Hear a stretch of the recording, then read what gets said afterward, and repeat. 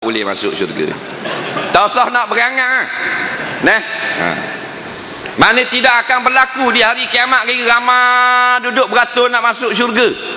Malaikat kata dah guana ramai nak masuk syurga ni. Nak amalan benda yang hebat ni. Tanya malaikat. Jawab ramai-ramai bukan amalan benda, kerana kami Melayu. Hai, ada masuk Melayu. Atas teket Melayu porah tak boleh masuk. Faham? Dah atas teket Arab tak boleh tau. Tak boleh. Bukan bangsa. Kena orang beriman.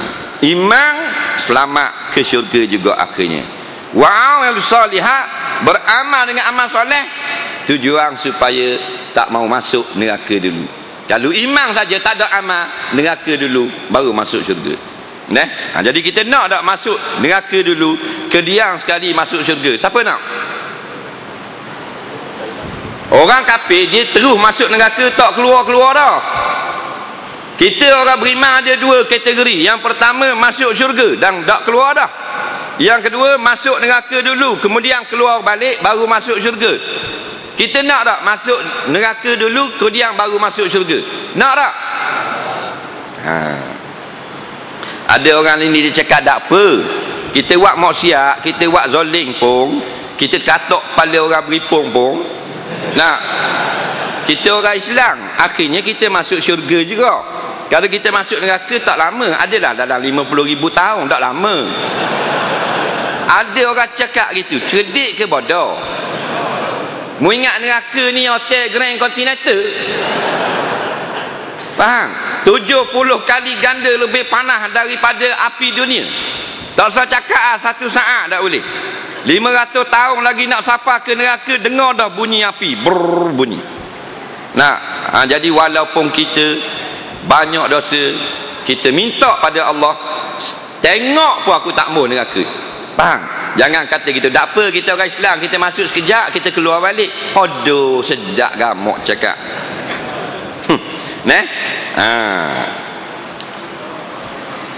Maka daripada surah Qul huwallahu ahad, surah Al-Ikhlas ini surah tauhid dia panggil.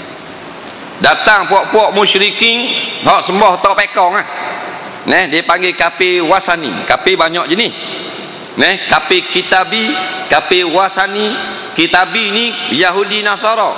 Sebab apa dia panggil kafir kitabi? Ada kitab turun, kitab Taurat, kitab Injil, tak ikut Taurat, tak ikut Injil, Allah istihar kafir.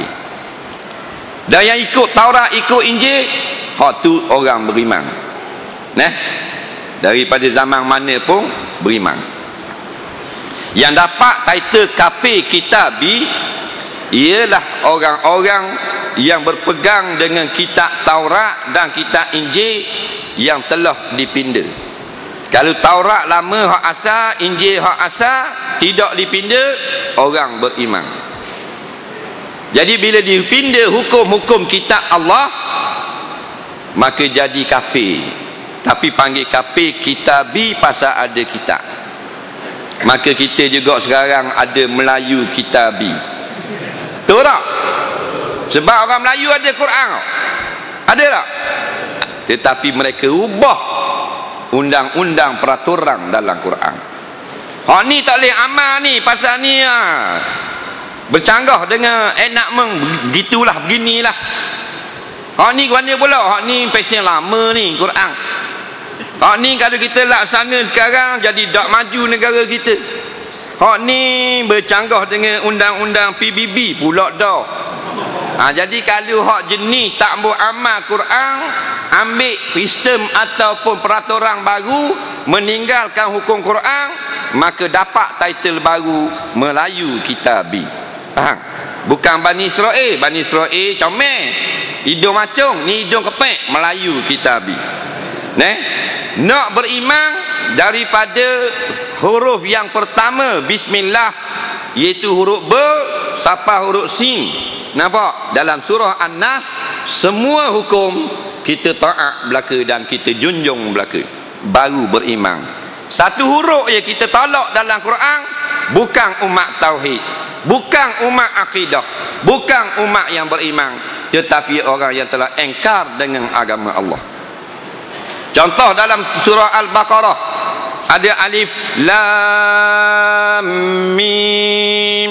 Tiba-tiba dia baca lam dengan mim saja, alif tak ada.